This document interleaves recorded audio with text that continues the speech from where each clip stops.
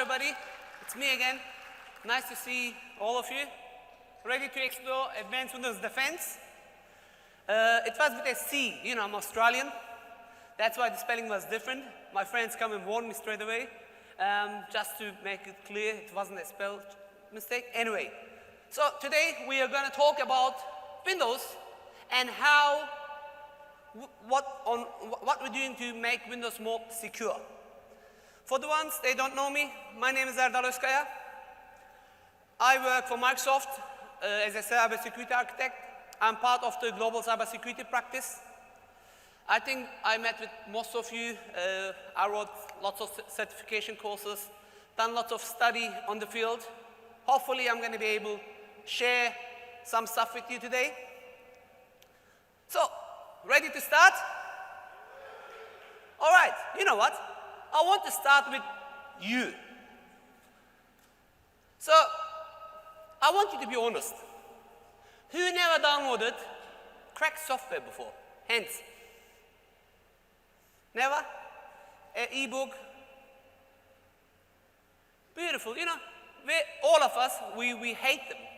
The question here is, which I always ask, why are the hackers giving this us for free? I mean, why they spend their time to give you a piece of software which costs lots of money for free? Did you ever thought about it? So, I'm pretty sure you all think your computer is safe, right? Do you know exactly what is running your computer? When did you done a proper checkup on your own system? Forget about your company's one. Security starts with you. If you are not secure, the rest is going to be, it's like domino effect. Anybody wants to answer? Sorry, I'm usually talking to you guys, interactive. For the ones that are watching the session live, sorry, but you can write via Twitter. You know, the session is recorded and broadcasted right now. Nobody wants to say anything? Okay. So, most of you don't know. Again, this has nothing to do with today's session, but I want to give you a message before even I start. If you don't have a secure computer, don't expect anybody else to have it. For the persons that have kids, who is restricting their access? Like, whose kid doesn't have any admin access? Can I see hands? You know, 50-50, and that's what I notice a lot. Or, can I see the administrators? Hands up. I want you to be honest. Who thinks you have more rights than you're supposed to have? Many, many hands. And for the ones who's listening to the session, I believe the same thing applies to you. You know, I travel a lot. Probably you noticed from my accent, I make this joke all the time, but I love it because I hate to read it in the feedback saying, hey, this guy has an accent. But seriously, not my fault. For the repeat, I apologize. Turkish parents, born in Germany, living in Australia, now moved to Dubai.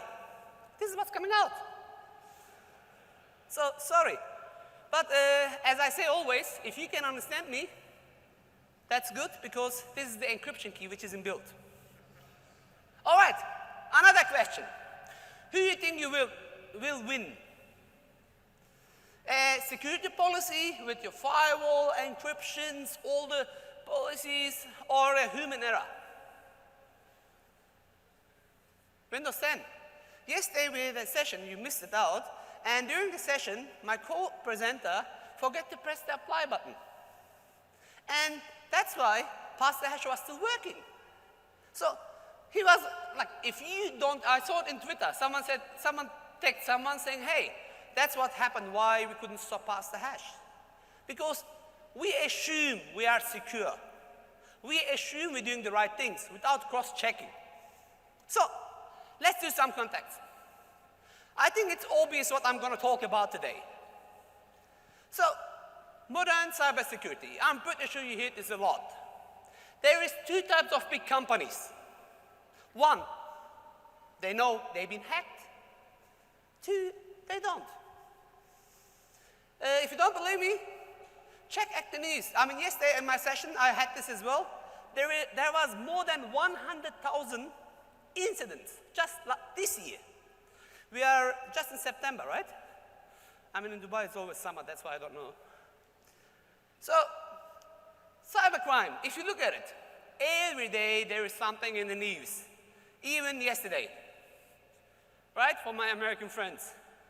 They were blaming each other for some cybersecurity issues. So, it's not just Microsoft, Cisco, Apple, Linux, it's everybody's issue. So, one more question. Who thinks, I mean, I know you all do, but who thinks there is a person in the world who has nothing to do with computers? Like your grandma, for example. If she has an ID, if she had a business, then, or he, then somehow you are part of a computing system. Or if you have a bank account. So, cybersecurity. I visit so many companies. Now as Microsoft, I just joined Microsoft 9 months ago. And I meet always the IT guys, if not the CIO. I said, where's the CEO? He's too busy. Really? Like, I'm pretty sure. I want to ask you a question. Who thinks you have enough budget to cybersecurity or security? Enough budget? Who thinks? Who don't? Nearly all hands are up. I always ask this to the question when I meet the CEO. What's your budget? No budget. Security is our top priority, but we don't have much money. We are too busy buying new iPhones. Then I said, okay, think about the newspaper, New York Times. Your business name on top of it, saying hacked.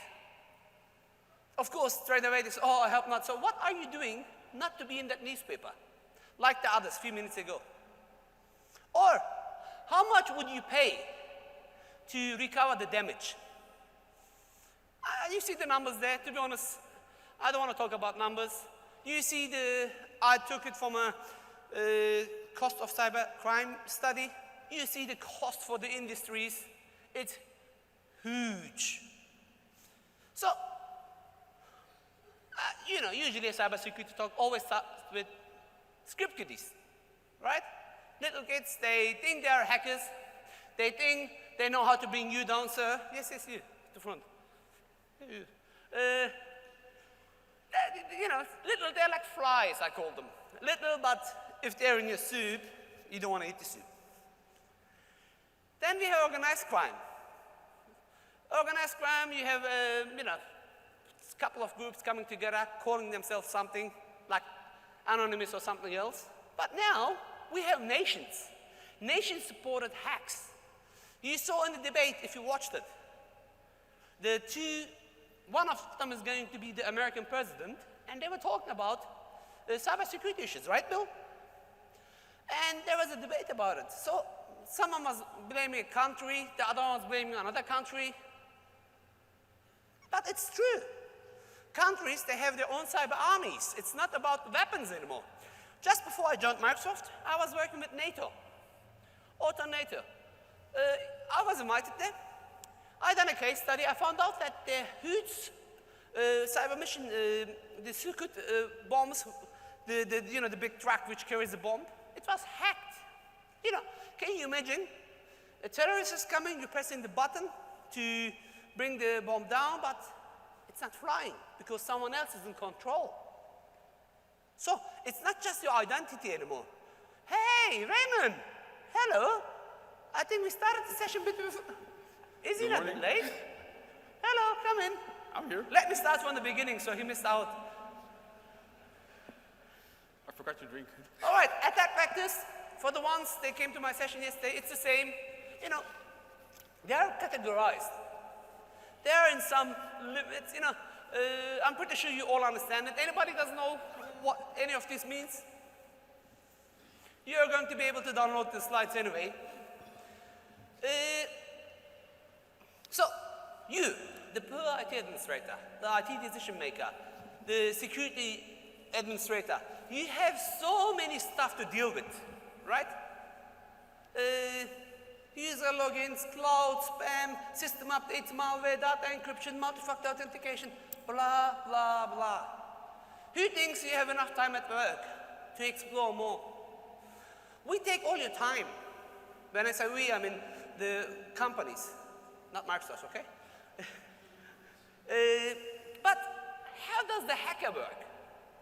They have one mission, one vulnerability to work with, one attack to be successful with. And it takes some time, but most of the time, based on the studies, it takes, once the attack starts, up to 48 hours to be successful in your network. Then, in an average company, it takes more than 200 days to detect the attack. Pass hash, for example. It's very easy. Yesterday we did demonstrate it, and the session topic was all tricks which doesn't work with Windows 10 or not. Someone complained in the evaluation saying this is all trick. Really? That was the session name. So all tricks still work. You guys, you think all the attacks are sophisticated. Trust me, they are not. Of course, there are APTs which is very sophisticated, but I'm talking about the general, I'm doing a PhD in the field, 2 masters. I spent lots of time beside being at Microsoft, the academic study. Everybody thinks like when you get sick, little flu, you think you are especially if you're married, you tell your wife or your husband, oh, I'm sick, I'm gonna die. Hey, it's just a flu. Same applies to hacking. If your company is hacked, we are in danger, but no. So what can you do? Or what are the attackers doing? You want to find out? Yes? Okay. Beautiful. There is an attack kill chain. Reconnaissance, information gathering. Before you hack anybody, you have to first find out about the network. Right, Antonio? Then you have to be able to bypass the defenses. So to be able to bypass the defense, you have to know what they're running. Once you're inside, you have to understand how the communication is happening. And of course, it's like the bank. When you go to a bank, you want to know where the safe is to get the money out. When you're inside the network, what do you want? Active directory. That's the safe, right? Because once you get the enterprise admin account, 3 dot. So here's a brief story. AJA Corporation. I made it up.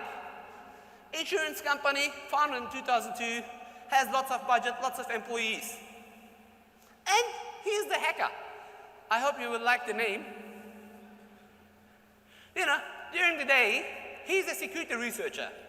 His job is to analyze APTs. He's a Kerberos expert. But hey, he does not feel honored in the company. They don't treat him well.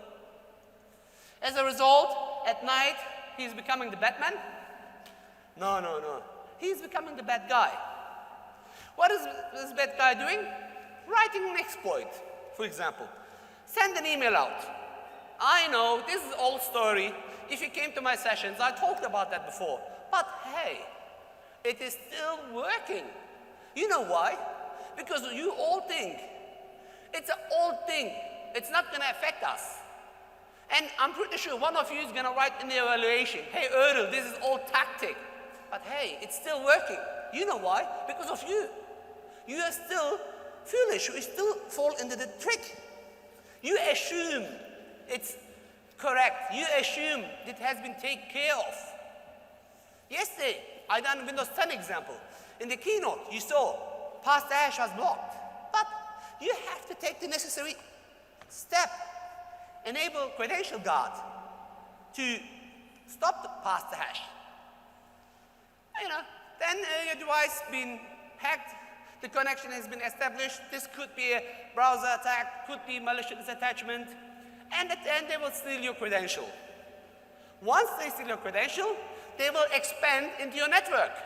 They will try to exploit plant some kernel mode malware. They will use pass the hash, and you want some water? It will help you to digest. I hope you get the joke. Once you're hacked, it's too late. You can change the story. It's the same thing. You know how it all starts? Why a single email? You send it, someone receives it, someone clicks on it, and I don't know if you noticed, NATO.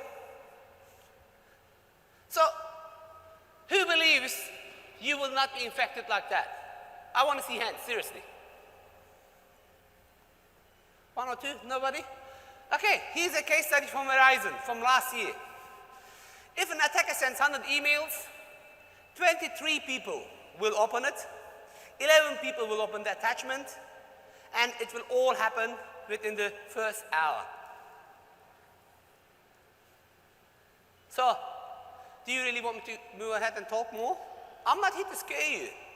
I'm here to shake you up. Wake up, guys. I need your help.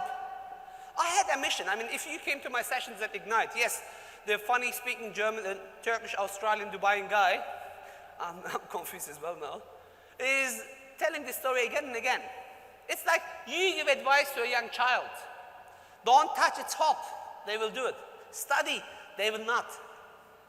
But as a parent, as a father, as a brother, whatever, it's your job to repeat it again. I feel I'm your brother, the younger one. And I'm repeating it because it's your job. Okay, let's talk about Windows defense. What do we do at Microsoft? We know the stories. We always assume we are hacked. So we have assume breach. We believe in assume breach. So what we do is we have protect, detect, and response strategy. So first of all, you have to be able to protect the attack, to be, to protect your defenses, your attacks. To be able to protect it, you have to detect the attacks, and you have to know how to respond to it. Here's Windows 2016. I'm not going to talk too much about it, but it was announced this week. Credential Guard, we had a demo yesterday. Please go watch the session. It prevents pass the hash while just enabling a group policy. It is a virtualization-based security. We have remote Credential Guard. Again, it works with Credential Guard. It's there to protect your RDP sessions. We all suffered with some RDP attacks in the past, or if you're not using the right mitigation, maybe you are still part of these attacks. JIT, J-I-T, or just enough administration. Remember I asked a question in the beginning? It will, look at the orange side. It will just give you the required job task, what you need to do. Yes, I know I saw some hands. They knew what they're having, but this is going to ensure that the admin has only what they need to have. The just enough administration works really well with just-in-time administration. Windows 10, yesterday I had with Raymond a very nice session, which we covered some in details. If not, please go ahead and watch the sessions later. There are many stuff. I'm not going to cover all of them today, but we invested lots of time to help you be more secure. Please, if you're an enterprise customer, it's already included in your licensing. Go ahead and enable it. Okay, assume breach. Microsoft. Now, as Microsoft, I know what we're doing to make Windows more secure. Remember I said we assume breach. And for that, we try to create a mitigation strategy. We have what we call SDL, Security Development Lifecycle. Our job at Microsoft is, before we ship anything out, to follow some procedures to make sure that whatever we ship out is secure. Of course, we know, I know that as a security professional, this is not always the case. Hackers gonna try to do their best to find exploits because they gain lots of money from that, right? Like ransomware. Anybody doesn't know anybody that who was not infected with ransomware? I think we all were somehow, a friend called you or your, someone, someone who was infected with ransomware. Anybody doesn't know anybody? Really? Wow. I'm gonna come take a photo with you, huh? You're lucky. Nobody calls you, really? Man, I get so many calls. Oh no, please help me. I said, I can buy you a drink, to help you digest. So, attackers are investing lots of time. But The one thing which we or any other company can't find out is how much money does the attacker spend. So we try, our strategy is to have a data-driven software defense. We analyze, then we build, then we evaluate with our offensive security team. So what do is, we have some external sources, like all of you. We gain some information from there.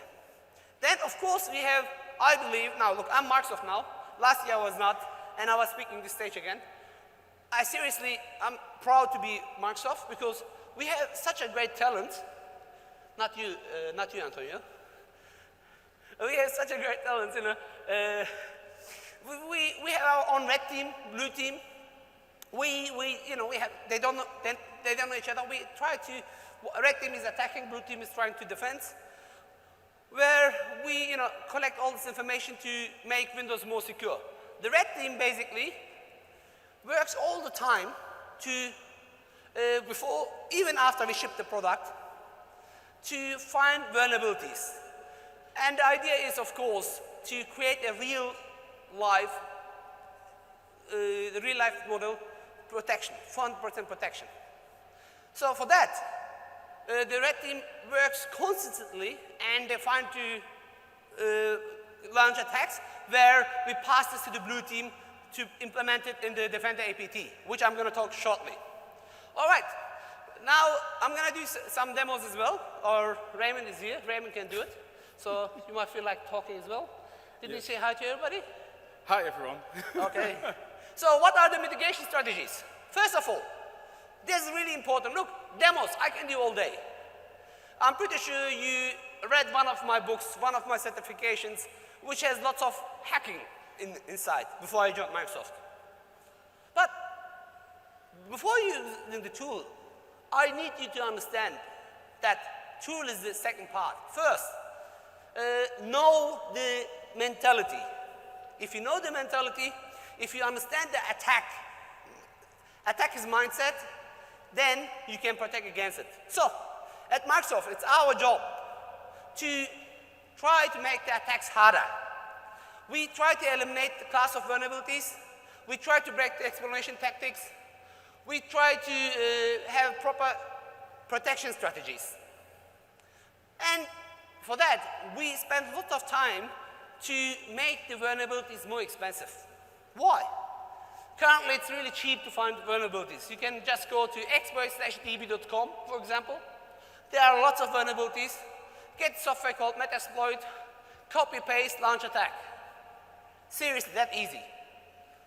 Okay, you have to know what you're doing, that's different, but we're trying to make this harder. We're working closely to find what is causing vulnerabilities, and we're working very hard to minimize the effects. So, that's the most important slide. Even with you or with us, we are in the same boat. You are our customers, and it's our job to work with you as Microsoft to make you more secure. We try to rapidly respond to attacks. Why? Because we want you rapidly protect and update you constantly. But I want to ask one more question. I keep asking the question, who does implement critical updates within the first 24 hours for their server environment, for example? I want to see hands. Okay, forget about servers. Your own personal computer. There's not Microsoft guys, you put your hands down. I want to see hands. Who is updating their computers regularly? When I say regularly, first 24 hours, hands up please. 48, 72, 1 month, I want to see hands, 1 month. Do you see the hands? All what I need to do is, before I buy Brian's book, I go and implement an attack. I got 1 month time frame to launch my attack. All right, security is more than just a code that we write. I mean, we work with Intel, we work with Adobe Flash, Adobe, and probably you saw it in the keynote, Satya announced it, that Adobe is moving to the cloud as well. So, we measuring the impact of our strategy to make you more secure. Okay, now, I want Raymond to speak a little bit because he's standing here. You came late. Pass the hash. Pass the hash. You know Raymond, right? Raymond, who are you quickly? Okay, I'm Raymond Convalius. I'm an architect from the Netherlands, and I've been presenting with Erdal for the past few years at TechEd and Ignite, and I'm happy to be back. Well, pass the hash, probably the best known attack of the latest years. We've seen numerous demos of how easy it is to use a tool, probably Mimikatz, to steal the credentials, and we've even saw it in the keynote session last Monday, that the lady just demoed Mimikatz. And Johnson, our VP. Yeah. To just show how easy it is to steal your credentials or steal credentials from a certain PC to do the hack. So actually what we have to do here is make sure that we protect those, especially domain credentials on the PC, so that the hack cannot be spread throughout your network.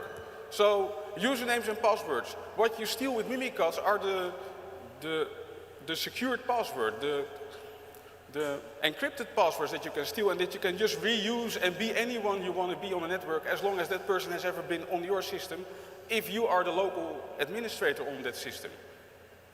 So we've been doing all sorts of encryption, and it seems that the encryption doesn't help if you can reuse the encrypted password. So what happens on a network? Well, what you see happening most of the time with those hacks is that one certain system is being hacked. It can be a system of somebody who was the local administrator on purpose, who gets an email and gets trapped into something, and then that person, his credential is stolen, then the credential of somebody on the network is being stolen, and then all of a sudden the network is no longer yours. I don't know if you noticed, I put some Apple images there as well, Apple computers. So it's not just a Microsoft issue. So the whole thing is about what can you do to contain the administrator, to make sure that the administrator doesn't have access to anything that he or she doesn't require to have access to. So the good admin and the bad admin, basically. A bad admin is who has access more than they're supposed to have. Why? Because you make the environment more vulnerable. And a good admin is where what we use, for example, 2016 is only what you need to do. So essentially, in every hack you see what's happening is that the hacker tries to get local admin access to one single system. And as soon as that happens, the hack is being forwarded. Because at that time, the system is no longer yours. The hacker is able to read the secrets from the system and move on to the next part of the network. And that's a challenge. The challenge is how to make sure that the administrator becomes less vulnerable. You saw the social engineering, how it works. And you think only, when you watch someone else, you always think it's that someone else is vulnerable. When did you done the test to yourself? I want to see who is doing regular penetration testing in their organization. Not, you know, not too many hands. Who's doing internal penetration testing, security testings? Again, not too many hands. So that's why, I mean, we as Microsoft, we know that. That's why we try to create some mitigation strategies. Like with Windows 8, we reduced the clear text exposure. With Windows 8 again, we removed the credential deletion of sign-off. With Windows 10, we added remote credential guard. You have this and not just remote credential guard, we added credential guard. Many other stuff as well. We talk about it. Okay. I missed your introduction. Ah, you were late. Good. So, move on. All right. So, what we do is we analyze all these attack types and we try to make it more secure. How? First of all, we remove the private key certification, public key from the pay. What we do is also, then we implemented Credential Guard. If you didn't watch the session yesterday, please go ahead and watch it. Basically, most of the current attack tactics, they are not working anymore. If a hacker steals your password, they have very limited time frame to be able to use it. Even if they use it, they're not going to be able to move to your domain controller because we, for example, recommend POW. Did anybody hear POW? Privileged Access Workstation? It's a technet. Please go ahead and read it. It's basically, now, the idea of pull is, we have multiple stuff on our computer. If your credential has been stolen, someone can use lateral movement inside the network to move to the next stage. With pull, which we use also internally, we have dedicated machines which only connects, for example, to DCs. Only and only. No internet, nothing. This will also minimize the attack surface. So I highly recommend it. Please go ahead and read it. So let's do some demonstrations. I don't want to get people sleep here. Raymond, what did you prepare for us? So yesterday I showed how Mimikatz is being used on the system. But Mimikatz, well, the tool is actually called by every antivirus engine today. So it's kind of hard to just introduce that as an ordinary user and start hacking a system. Now what those users now do most of the time is they use something else. What do they require? They require access to the process that has all those secrets in there. And what's that process named? It's named LSASS. And what's the easiest way to get it dumped? Well, there is a tool for that. And it's from sysinternals, made by our friend, Mark Krusinovic. So what do those users currently do? They get process dump from somewhere, proc dump. And proc dump is not a tool that is called by any antivirus because it's a completely legitimate troubleshooting tool. And if you use proc dump, it's as easy as this.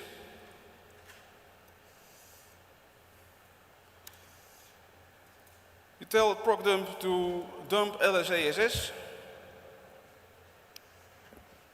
Zoom in, please. And the result is a file. And that file can be emailed to the hacker. And now the hacker is able to just take that file, get the credential from that file, and start moving on the network on any system. That doesn't have to be a corporate system. It can be any system, it can be his own system somewhere on the network. So this is the easy way to create the dump. Now, what is Microsoft doing about this? Well, they did a lot of things in Windows 8, like making sure that you cannot get the clear text password and stuff like that, but the encrypted credentials are just as dangerous. So the real answer came in Windows 10 with Credential Guard. And Credential Guard, what it actually does, it uses virtualization-based security. So it creates this extra virtual machine on your system, and those virtual machine runs the replacement for well, actually it's an addition to LSASS, LSA-ISO, and that process will contain all domain credentials of those users logged onto your system. So what you should do on Windows 10 is make sure that you enable Credential Guard. And there are a few ways to find out if you are capable of doing Credential Guard. Well, you have to know a few requirements. The first requirement is that you must have UEFI on your system, but that's probably, I hope so, normal nowadays. And your system must be capable of doing virtualization. And you can test that using MS Info 32. I showed that in the session yesterday. Or you can use the Device Guard and Credential Guard readiness tool. And this tool is a PowerShell script, and I will show it now. The DG readiness tool, and you can actually test if your system is capable of doing Device Guard, like this, Credential Guard in this case, Credential Guard. So this is the command. Device Guard readiness tool, -capable, -cg for Credential Guard. And if you start running this, it does every possible test to make sure that your system is capable of doing Credential Guard. Now I see red lines here, which might raise a flag, but the red lines here say, well, your system does not have a TPM. And the fact that it doesn't have a TPM is not a requirement for Credential Guard. It improves security, but it's not a requirement. And in the end, you see there is a little bit more that's absent from this system. There is no TPM, there is no MOR, which is a built-in security feature in your CPU, and there is no SMM mitigation, which is a security feature of the UEFI. Still, I am now able to enable with Credential Guard. And with Credential Guard enabled, I'm secure. So to enable Credential Guard, I can do two things. I can use this tool, but I have tried this and it didn't work for me. Or I can just use group policy and enable Hyper-V. And that's what I will do now. So first I will enable Hyper-V.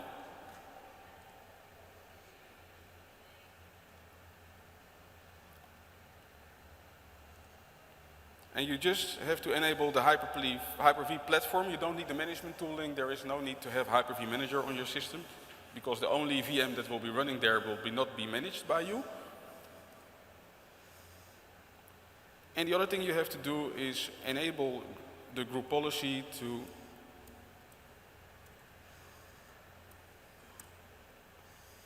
configure Credential Guard. And that is what you do here. System, Device Guard, turn on virtualization-based security. So if you enable this feature, and press apply.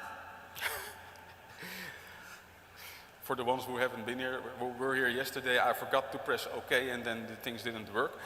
But I enable virtualization-based security, make sure that secure boot is enabled as a minimum, and then make sure that I enable Credential Guard configuration.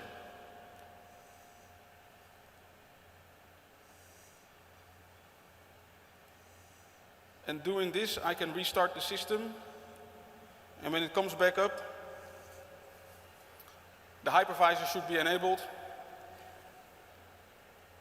and I have a process named LSA ISO, and LSA ISO is running in a separate VM. Well, running in a separate VM means that only authorized processes are able to communicate with LSA ISO. So if I try to use process dump, for instance, to get the contents of LSA ISO, I will just be denied access, because this is not a process that is allowed to communicate with LSA ISO. Let's see what happens if my system is fully configured. Takes a few more seconds.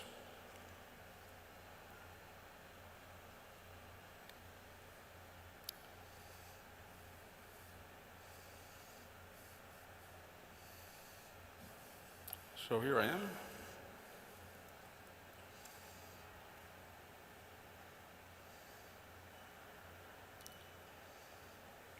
Now the first thing I can do is check if turning on Credential Guard actually worked. I can use MS-Info32 for that.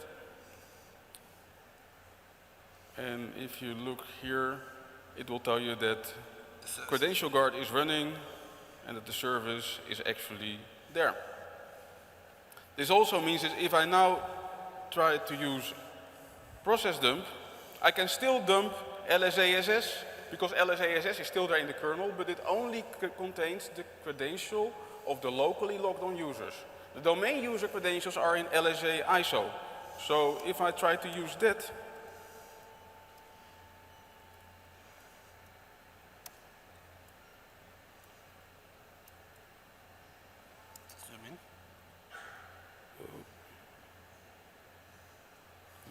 a little bit too fast, but the result shows invalid access to the memory location. So I know there is a process named LSA ISO, but I cannot access it, and I cannot dump its contents, and I cannot take it away to anywhere else to steal the credentials that are on this system.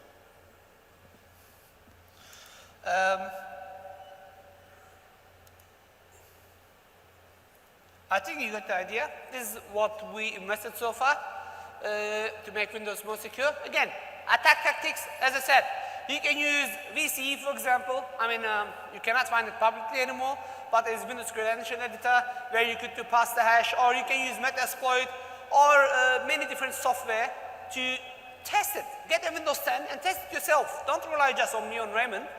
You will see that the mitigation finally works.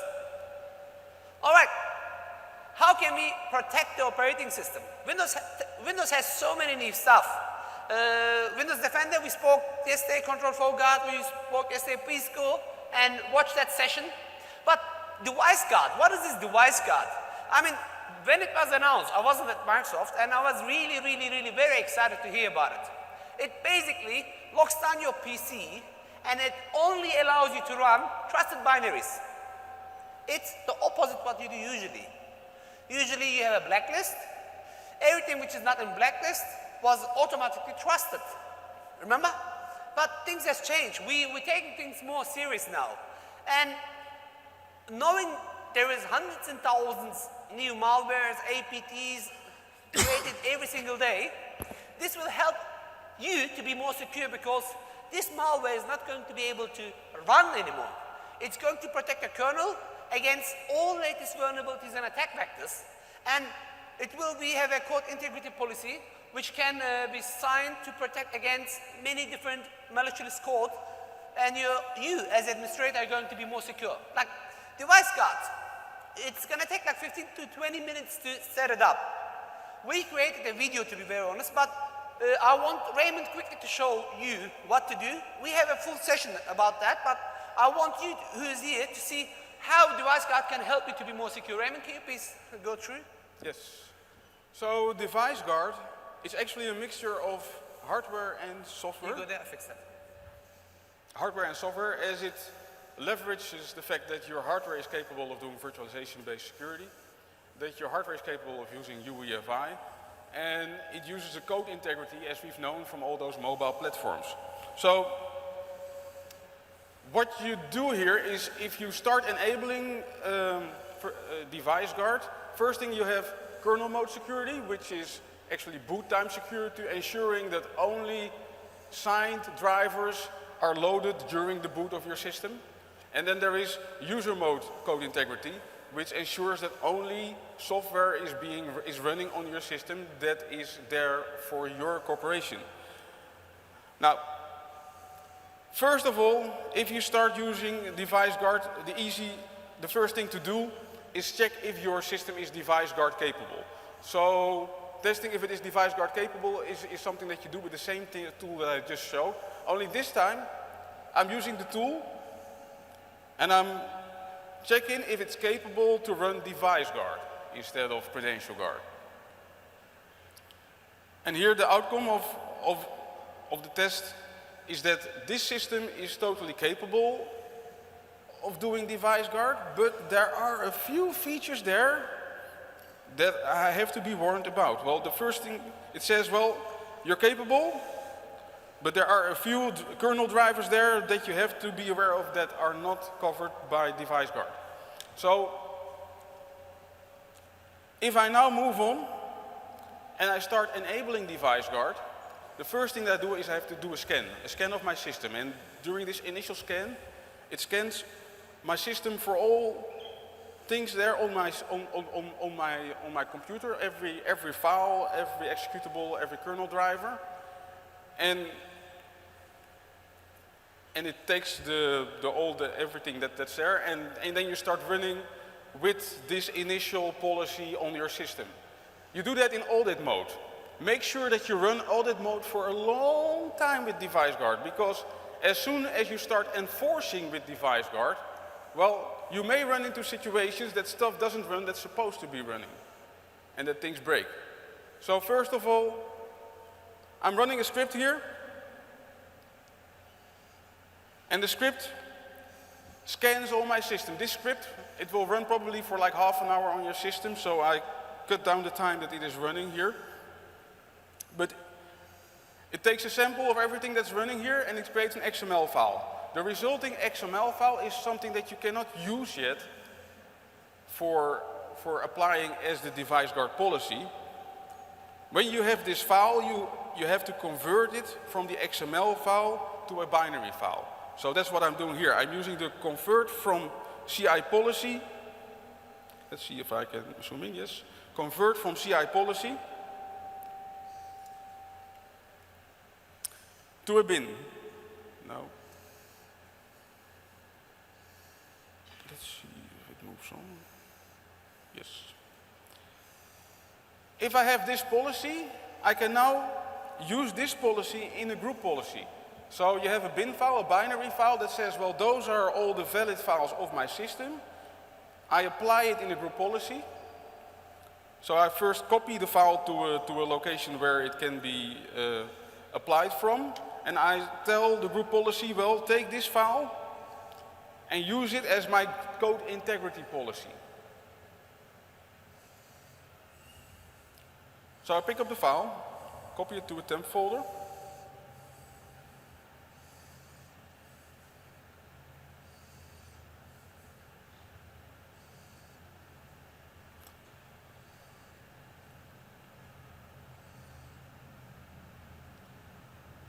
so I put it in my local temp folder here, and then after putting it here in my temp folder, I'm going back to the group policy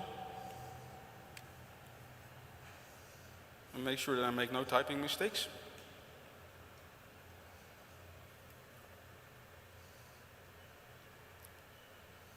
And I say in group policy, well, in this temp folder there is my device guard policy binary file. So I click OK. And now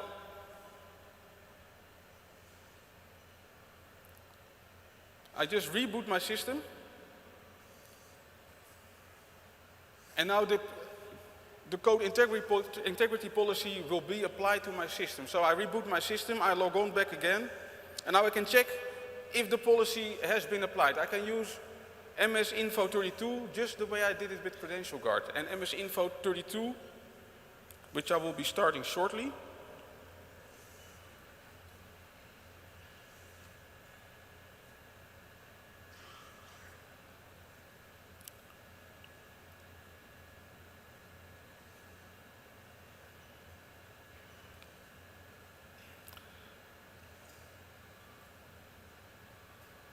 So I'm starting MS-Info32, and MS-Info32, it shows you, well, here in the bottom, it says Device Guard is running, and it's running in audit mode.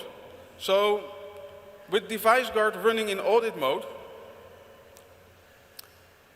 you actually log every application or every executable that is being started on the system.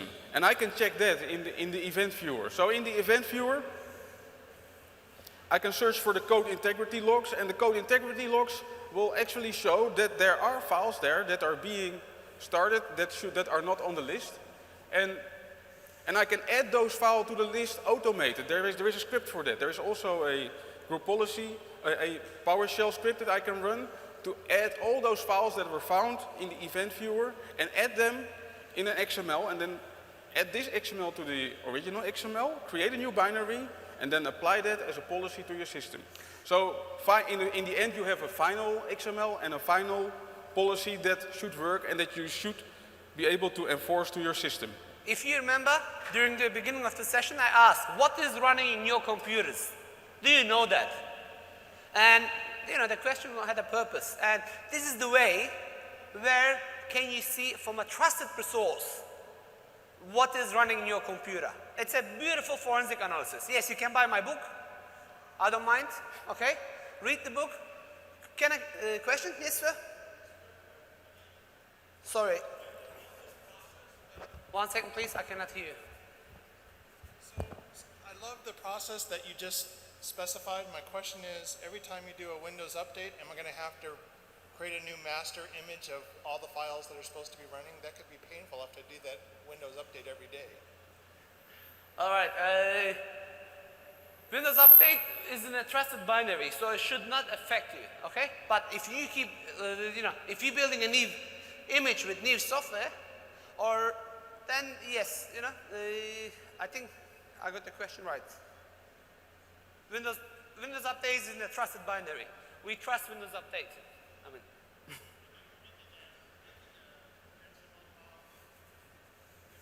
XML and a binary list of all the files. I mean, Windows Update is going to change some of those files potentially, right? Which means I have to rerun that whole process again every time I do an update. But what? Can you repeat the question? So the question is, after you've created that XML file and created a bin file for the policy to run against, if I do a Windows Update and the Windows Update changes, you know, X number of files, do I have to go through this process every time? No, because what happens is, you know, in this case, you have to find out what you are after. Are you after to check the Windows updates files, which is, you know, it's trusted source, or you are suspicious of something? You know, the idea of device guard is to not let you run untrusted software. This I can, if you want, I can show you some stuff right after the session as well. Okay? Time.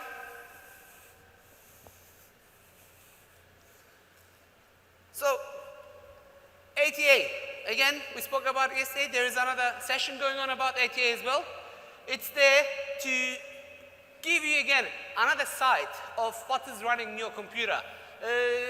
It's cloud-powered, really good for investigation. So, quickly we can show you. If you can open that website, please. 1 second. Not too fast. So it will quickly show you what has run, like past hash, for example, or any known attack is going to be listed and logged in for you. You can use ATA to block it or to alert you. And it's, again, you need, I think, enterprise license to have that with some extra money. Yesterday, many people were saying it was cheap. To be honest, I don't know what the price is. So what you have to do is go to securitycenter.windows.com. If you have access to the website, you can log. Oh, It's 5. 6. You can come to the website. You can see the machines at risk, what has run, from where it has been run, what kind of suspicious files. You know, it's another way for you to see what is running in your Windows systems. And yesterday we talked about it. Most of the attacks are these days client-side attacks. You will basically put an extra layer of your client. So most of the security solutions that you have today is either on the network side or in the server side. This is something extra to protect you from the Windows side. And again, as one Microsoft Vision, we have the Exchange Online APT, Windows, and ATA. Saying ATA, what is ATA? Advanced Threat Analytics. If you remember, I was talking in the beginning about attack vectors. So I call ATA, think about like banking system. Anybody coming from Europe here? I know we have many people. Sir, when you first swipe your credit card, what happened? The bank probably SMS you or call, they say, are you in America? Someone's trying to use your credit card. Because the bank fraud system checks your behavior, knows that, hey, you live in Germany or Dutch, you know, one of the countries, and they call you straight away. ATA is like that as well. It looks on your behavior, it does a reconnaissance. Basically, it scans against all known attacks. If there is any abnormal things, such as that gentleman coming to Atlanta, or someone logging at 3 a.m., or an admin deleting 2,000 accounts, I'm just making the number up, or an end user downloading, such as Snowden, 1.5 terabyte data. This can be flagged. And if there is any lateral movement past the hash, this will also log and flag this information as well. If there is any brute force attack or privilege escalation attacks, different methods, this will log it too as well. I got a quick demo for you here. Just to show you again, this is not an ATA session. My computer turned off, 1 second. You steal the power. I will come to this. Okay, it's opening. Can you turn it on while I continue with the story? Yes. Let me continue with the story. My computer. Basically, it's like ATA. It's the same engine anyway. You can log in and see the behavior it's on. Use Windows Hello. Can you switch to my computer, please? Number 7. Yes. You're on. Am I? Hopefully log in today. There it is. I love, to be honest, Windows Hello. All right. This is my, just, you know, ATA dashboard. It's a demo account. You can see, in this case, someone run a remote execution attempt. Someone tried to do pass the hash. You can always click to see who it is. Let me just log in.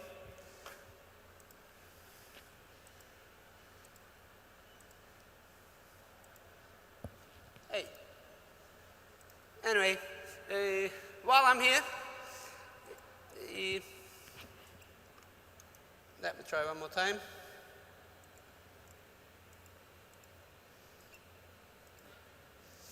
My password, I forgot the password, don't worry. So you saw the idea, right? I'm not doing an ATA demo here. So it logs everything and tells you what's going on in the system as well. So the attack kill chain, remember? Now with ATA, it goes to the next step. Basically, I'm just gonna zoom in here, I think. Yes, next slide. I talked about that in the beginning. Here, no, I didn't. That red part here, it's going to be there to help you regarding high privileged lateral movement cycle. Remember, in the beginning, I talked about reconnaissance, this and that. Basically, it's going to take an extra level protection to your admin environments. Can I get the microphone, please? Which one? The microphone. Can you turn on the microphone for me, please? Sound? Sound, please. I think you got the story. Now, I want to take it to the different level. I want to ask you a few questions. I mean, I start with my friend, Elias. What is important to you in your life, besides coming to my session? My family. Your family. Sir, what about you? What is important to you? Food. Food? Hey, but, you know, food security is also important, right? Man, you smell so beautiful. I'm going to ask you, what is important for you? Life, the universe, everything. Everything. What about you? Fulfillment. Okay, you know, for me, as you said, of course it's my family. Bill, I know, your wife, right? My family is important to me. Besides that, even though you are in the small corner, Mr. Elias, my friends, they're also important to me. Why? Because without friends, the life will not be fun. My customers, my ID. I mean, this ID, I done a hacking session years ago, ethical hacking class. We found in Google many Australian IDs. And one of the website, they done a little mistake. They published the database to Google, where you could just find them with a basic Google search. Back then I wasn't using Bing as well, but you know. Of course, your business, it's also important, right? You don't want to get hacked. Anybody wants to get hacked? Your customers, if you get hacked, your success is between fail or succeed, right? Your orders might be canceled. So your reputation, it also depends on that. Remember, we're talking about advanced defense, and I believe they are all in a chain which affect each other. Your career, you know, that's, I told you, I don't know. Final question. I'm going to continue talking as well, by the way, but now you told me what is important to you. I want to ask you, how safe is your computer?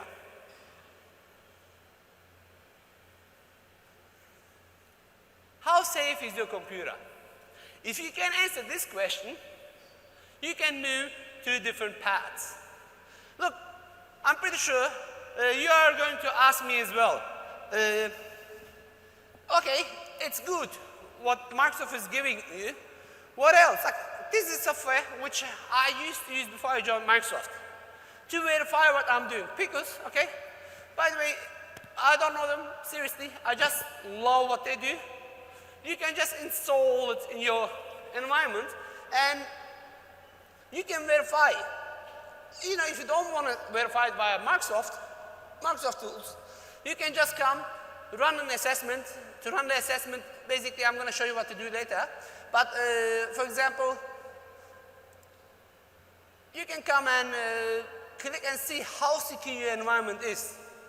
And it will verify, like this is a Windows 2003, my demo environment. You can just click and see what, what kind of CVE attack was successful, in which port, in which operating system, in which hash. So you can also verify all this stuff with third party as well. So yes, I'm using Microsoft, but feel free to come to assessment. You can just run a new assessment. I've done it already. Then you can just press in the report and get it out. Again, this is just to verify what you're doing. And the good thing is this is running in Azure. So this whole software is running in Azure to help me verify what I'm doing. You want to add something? Nope. All right. So my final question was, how safe is your computer? And if you came to my sessions before, that's usually how I end my session. But today, I'm not going to end my session with that. I'm going to let you know that we, as Microsoft, we believe we're doing everything to be in a better side, in the security side. We ensure security to enable into your digital transformation through our platform, our unique intelligence, and partnerships. So we're doing with all our power through our different teams to our best to protect you. We have a Cyber Defense Operations Center. I'm pretty sure you saw the videos all around. Forensic guys in the, you see that gentleman. Please reach your Microsoft representative in your company. Ask them to arrange your DCU tour, Digital Crime Unit tour, Digital Crime Unit. You will be amazed. Like, I was lucky, second week of my job in Microsoft. I flew from Dubai to Seattle, and I was lucky enough to explore this. If security is your main concern, see what we're doing to help you to be more secure, besides our products and platforms.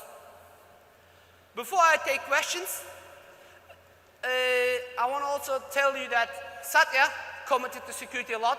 You watch this session, I'm not going to repeat what he said there, but security is our main priority. And we are doing everything within all our power to help you to be more secure.